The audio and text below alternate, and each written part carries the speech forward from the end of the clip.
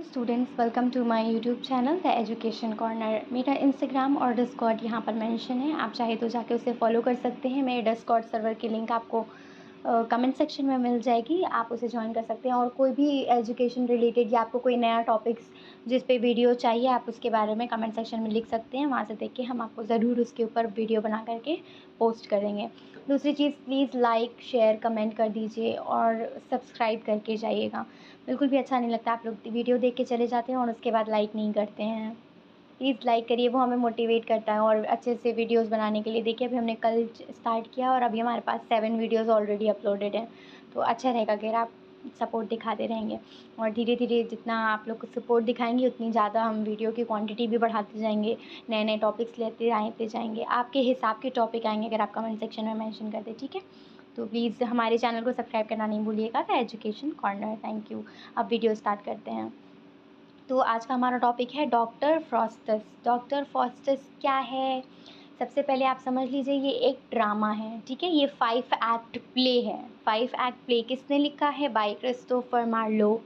Christopher Marlowe ने लिखा है। तो इसका पूरा इंग्लिश हिंदी एक्सप्लेनेशन हम इसमें करने वाले हैं और बहुत ही ईजी एक्सप्लेनेशन होगा, तो एंड तक बने रहिएगा वीडियो में हमारे साथ। Doctor Faustus by Christopher Marlowe. Doctor Faustus, पहले जानने से पहले थोड़ा देख लेते हैं कि ये क्या है, किस तरह का ड्रामा है। तो कौन से तरह का ड्रामा है? तो ये है ट्रैजिक प्ले। क्या है ये? Tragic play.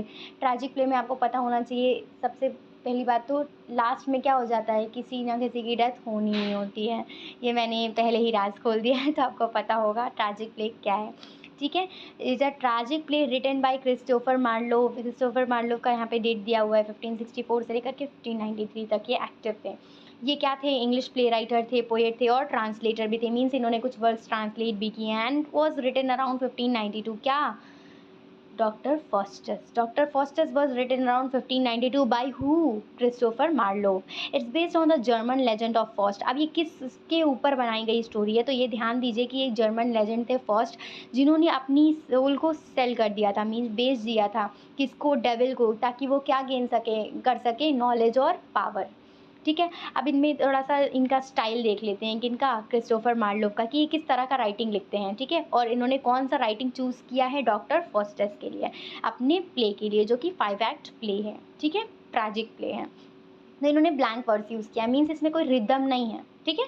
ये अपने हिसाब से अपना लगाते गए हैं एक्ट्स और ऐड करते गए हैं। पोएटिक लैंग्वेज है, जाहिर सी बात है, वो उस तरह से वर्ड्स वगैरह आप देखेंगे तो पोएटिक इफेक्ट आएगा उसमें। एलिजाबेथन इंग्लिश है। एलिजाबेथन इंग्लिश को हम शेक्सपियर इंग्लिश भी बोलते हैं, शेक्सपियर इन इंग्लिश, जिसका मतलब क्या होता है, ये अर्ली मॉडर्न इंग्लिश है, ठीक है। ड्रामेटिक आयरनी है, आयरनी से भी मतलब समझते होंगे ह्यूमरस इफेक्ट आता है, और उसमें ऐसी चीज़ होती है जो आप एक्सपेक्ट नहीं कर रहे होते हो। तो जाहिर सी बात है, आप क्या एक्सपेक्ट नहीं कर रहे होगे वो आगे हमें पता चलेगा, ठीक है। थोड़ा थोड़ा स्टोरी पढ़ते जाएंगे तो हम देखते हैं कहाँ क्या रूप लेती है हमारी स्टोरी, कहाँ मोड़ आता है, ठीक है। आगे बढ़ते हैं। तो हमारा 5 एक्ट प्ले है। हम एक्ट वाइज शॉर्ट मैंने समरी बना करके रखी है, ताकि आपको अच्छे से समझ में आ जाए, दिमाग में एकदम घुस जाए। और इसका आप चाहें तो स्क्रीनशॉट भी कर सकते हैं, ठीक है। आप रीड भी कर सकते हैं स्टॉप कर करके वीडियो को, लेकिन ज़्यादा अच्छा होगा अगर आप मेरा एक्सप्लेनेशन भी सुन लें, ठीक है। पहले एक्सप्लेनेशन सुन लीजिए, उसके बाद में आप स्क्रीनशॉट या रीड कर लीजिएगा। So the play opens with doctor John Faustus. पूरा नाम क्या है? Doctor John Faustus, a scholar who has mastered various field. मतलब ये बहुत ज़्यादा पढ़ा लिखा रहता है, इसको इतनी नॉलेज रहती है, लेकिन इसको अपनी नॉलेज फिर भी कम लगती है। वो कभी सेटिस्फाइड होता ही नहीं है कि मेरे पास इतनी नॉलेज है। उसको क्या चाहिए रहती है? नॉलेज की इतनी पावर, इतना भूखा रहता है वो नॉलेज का, कि वो सोचता है कि जितना हो सके वो हम उतना ग्रास्प कर सकें। तो इसको लगता है मेरी नॉलेज अभी बहुत कम है, मेरे को और चाहिए, और नॉलेज ही मेरी पावर होगी। तो इसके लिए हम क्या करेंगे? नेक्रोमेंसी।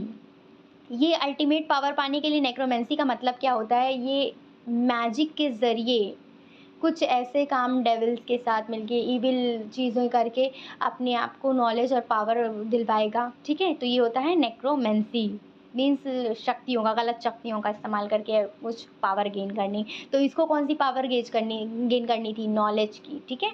इसको अपनी नॉलेज कम लगती थी, मतलब ये बहुत ज़्यादा महान बनना चाहता था, ठीक है। Faustus means 2 scholars. अब इनको 2 स्कॉलर मिल गए, कौन है?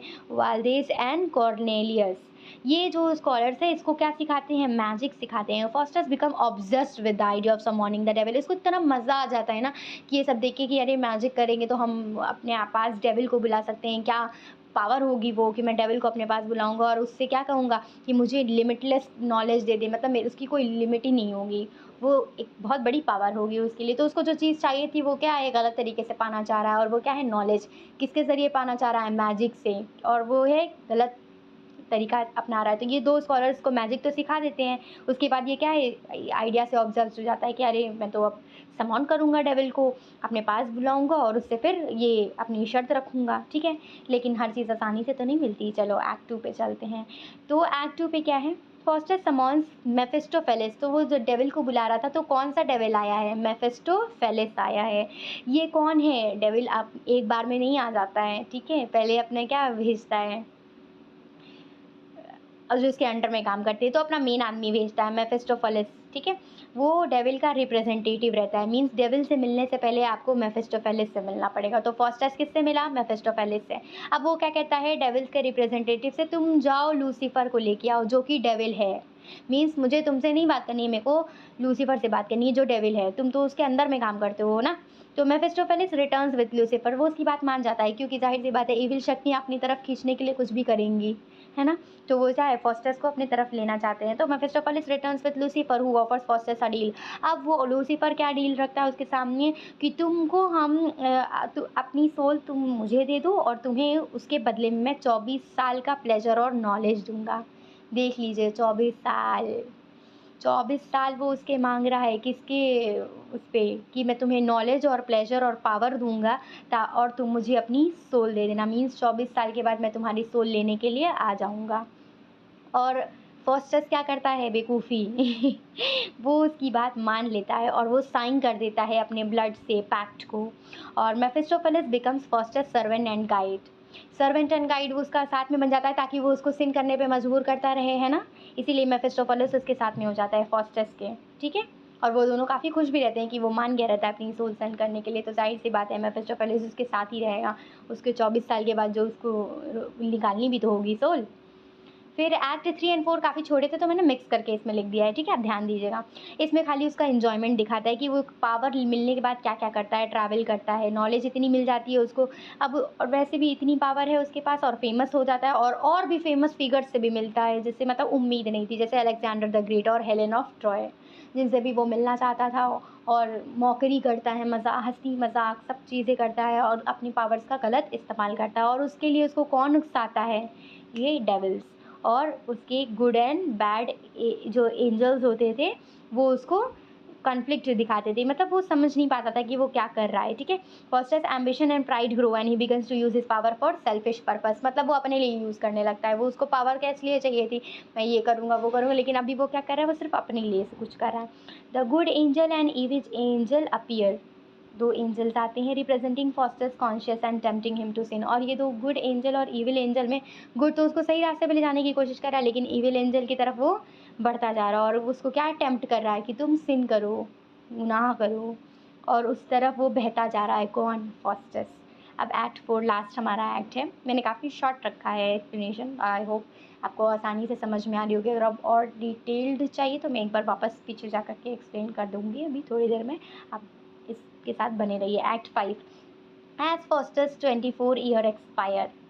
अब इतनी हंसी मजाक मस्ती, घूमना फिरना, लोगों की मौकरी करना, अपनी पावर का गलत इस्तेमाल करना, अपने सेल्फिश नेचर को आगे बढ़ने देना, ये अपने आप को सबसे सुपीरियर समझना, सुपीरियरिटी कॉम्प्लेक्स आ जाना, और मेफिस्टोफेलिस के जो भी उसके साथ में रहता है, और गुड एंड बैड एंजल्स जो और इविल उसके पास रहते हैं उसको सिन करने पे मजबूर करते हैं। ये सब करने के बाद 24 साल कंप्लीट हो गए। अब उसको क्या हो रहा है, रिपेंट। अब उसको ये चीज़ चाहिए कि मेरी सोल नहीं लेके जाए। अब उसको रियलाइजेशन होता है जब वक्त ख़त्म हो गया है। मेफिस्टोफेलिस क्या कह रहा है, अब अपनी सोल दो तुम, मैं तुम्हारे साथ था 24 साल, तुम्हारा हो गया, तुम्हें जो चाहिए था तुम्हें मिला, हमें जो चाहिए वो हमें देना पड़ेगा तुम्हें। तो फास्टस क्या करता है, रिपेंट करता है, realising too late the error of his ways. वो उसको बहुत देर में समझ में आता है कि ये तो मैंने क्या ही कर दिया है। तो the devil claims Faustus soul, और डेविल लूसीफर उसकी क्या करता है, सोल ले लेता है जैसा कि उसने सोचा था और एक्सपेक्ट किया था। And he is dragged to hell, और उसको कहाँ ले जाता है, जाहिर सी बात है डेविल हेवन में तो नहीं लेके जाएगा। इतनी उसका किस पे वो राज रहता है कि वो हेल में लेकर के जाएगा, वो उसके अंडर में रहता है ना। And he is dragged to hell. तो मेफिस्टोफेलिस उसकी डिमांड करता है सोल की और लूसीफर उसकी सोल को ले जाता है। और जो स्कॉलर्स उसको मैजिक सिखाए रहते हैं वही लोग क्या हैं, उसका फेट क्या ही से क्या बना दिए हैं, नॉलेज के चक्कर में क्या क्या कर दिया फॉस्टस ने। तो ये हमारा 5 एक्ट प्ले था। आई होप आपको समझ में आया। एपिलॉग में देखिए, एपिलॉग क्या होता है, एंड होने के बाद स्टोरी कुछ आपको मॉरल निकलता है। तो इसका मॉरल मैसेज क्या है, Faustus is gone and we are left to mourn his downfall. और हम क्या है, उसकी डाउनफॉल को देख रहे हैं, वो तो चला गया और उसके बाद हमको उसके है ना डिसीजन पे पछतावा, और स्टार्टिंग से लेके एंड तक हम डिस्कस कर रहे हैं, अरे ये क्या कर दिया फॉस्टस ने। लेकिन इंसान के पास जब पावर आती है और ये धुन सवार रहता है, ईविल उसके सर पे चढ़ा रहता है, उसको कुछ अच्छा बुरा नहीं दिखाई देता है। तो ये चीज़ हुई थी फॉस्टस के साथ। अब इसके कुछ सिम्बल्स हैं, ठीक है, हमारी ये जो प्ले था इसके कुछ सिम्बल्स हैं, उनको भी डिस्कस कर लेते हैं। ये बहुत इंपॉर्टेंट चीज़ है इसीलिए मैंने ऐड कर दी है इसमें हमारी वीडियो में। The pact represents Faustus willingness to sacrifice his soul. Pact याद आना चाहिए आपको, वो जो सिग्नेचर कर देता है ना, पैक्ट वो साइन करता है कि मैं अपनी सोल को सेंड कर दूंगा, और वो मैजिक सीखता है। तो उसका विलिंगनेस दिख रहा है ना कि वो अपने से कर रहा है, उसको कोई ऐसा तो नहीं है किसी ने फोर्स किया था, मैजिक अपनी मर्जी से सीखने गया। उसने मेफिस्टोफेलिस को अपनी मर्जी से बुलाया, डेविल को अपनी मर्जी से बुलाया, और हाँ भी उसने अपनी मर्जी से कहा। तो वो अपने सोल को, उसको पता था कि उसकी सोल 24 साल के बाद जाने वाली है, लेकिन उसको तब डर नहीं था, जब एन मोमेंट आया तब डर हुआ है। मेफिस्टोफेलिस सिंबलाइजेस टेम्पटेशन एंड करप्शन। उसके अंदर टेम्पटेशन, चाहत इतनी ज़्यादा है कि उसको समझ ही में नहीं आ रहा कि वो करप्शन की तरफ जा रहा है, ये चीज़ गलत है, गलत और सही में फ़र्क ही नहीं समझ पा रहा, गुड और बैड में उसको समझ ही में नहीं आ रहा कि वो किस रास्ते पे जा रहा है। The good angel and evil angel represent fosters inner conflict. ये जो गुड एंजल और बैड एंजल है, इविल एंजल है, ये सिम्बोलाइज करते हैं उसके अंदर की कन्फ्लिक्ट को। मीन्स उसके अंदर क्या मन में क्या चल रहा है, सही और गलत की तरफ जाना, लेकिन वो किसकी तरफ जा रहा है, इविल की तरफ जा रहा है। आखिर वो किससे मिल चुका था, मेफिस्टोफेलिस से, जो कि उसको सिन करने पे मजबूर करता रहता था, साथ में ही रहता था वो। और the clock striking 12 represents fosters limited time. जब एंड में वो मरने वाला था, मतलब उसकी सोल निकालने वाली थी, तो 1 घंटा पहले उसको रियलाइजेशन हिट होता है ना कि अरे मैंने ये क्या कर दिया, मेरी अब सोल चली जाएगी। तो वो द क्लॉक स्ट्राइकिंग 12 रिप्रेजेंट्स, जब 12 बज जाते तब उसकी सोल को लेने के लिए आ जाता है डेविल। तो ये सिम्बलाइज़ करता है। तो ये सिम्बल्स हैं, आपको पता होना चाहिए। इसके ऊपर कभी क्वेश्चंस भी डिटेल्ड आ जाते हैं, और good angel and evil angel से भी रिलेटेड क्वेश्चंस आते हैं कि फॉस्टर के इनर कॉन्फ्लिक्ट कैसे होती थी, ठीक है। तो ये सारे टॉपिक्स आपको ध्यान में रखने होंगे। इसके बाद क्या है, थीम। इसके पूरे प्ले के थीम क्या हैं, ध्यान से समझिएगा, थीम और symbolism. Ambition versus morality. Ambition और मोरालिटी में क्या है, वर्सेस मीन्स कन्फ्लिक्ट चल रही है उसके मन में। Fosters pursuit of knowledge and power versus moral principles. इतने उसको चाहत है, एम्बिशन है इतना उसकी नॉलेज एंड पावर की, कि उसको अपना मॉरल प्रिंसिपल ही भूल गया है कि हम ये नहीं कर सकते, ये तो गलत है। उसको इतनी ज़्यादा चाहत है कि मैं बहुत पावरफुल हो जाऊँ, सुपीरियर हो जाऊँ, कि उसको ये नहीं समझ में आ रहा है कि वो अपनी मॉरल वैल्यूज़ से बिछड़ता जा रहा है, दूर जा रहा है। Knowledge versus wisdom. नॉलेज के लिए विजडम, अपना इंटेलेक्चुअल परस्यूट और स्पिरिचुअल अंडरस्टैंडिंग। इंटेलेक्चुअल परस्यूट के लिए वो स्पिरिचुअल अंडरस्टैंडिंग खो रहा था, है ना। उसको समझ में नहीं आ रही थी कि वो जो कर रहा है वो अभी के लिए तो ठीक है, लेकिन बाद में उसके साथ क्या होगा। Power versus corruption. पावर क्या है, लीड करता है करप्शन की तरफ। जितनी इंसान के पास पावर आती है वो उतना ही करप्ट होता जाता है, क्योंकि वो उसको सिन करने पर मजबूर करती रहती है, क्योंकि वो अपने आप को बहुत ही ज़्यादा सुपीरियर समझता है, उसको सुपीरियॉरिटी कॉम्प्लेक्स आ जाता है। Sin and redemption. Faustus repents comes too late. Sin गुनाह करना और रिडेम्पशन बाद में उसके लिए, पश्चाताप के लिए माफ़ी, तो उसको बहुत देर में याद आता है। 1 घंटा पहले तुम 24 साल से क्या कर रहे थे, तुमको स्टार्टिंग से नहीं पता था कि तुम्हारा ले लिया जाएगा सोल, इज़न्ट इट।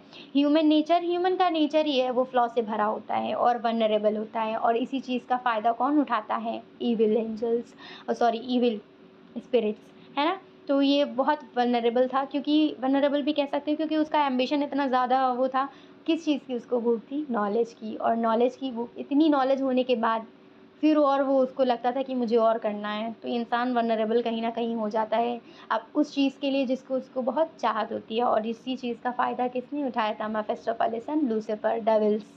ठीक है, तो आई होप आपको समझ में आया हो। चैनल को सब्सक्राइब कर दीजिएगा please, like comment and share करिए। नेक्स्ट वीडियो जल्दी ही अपलोड होगा, तो हमारे साथ बने रहिए।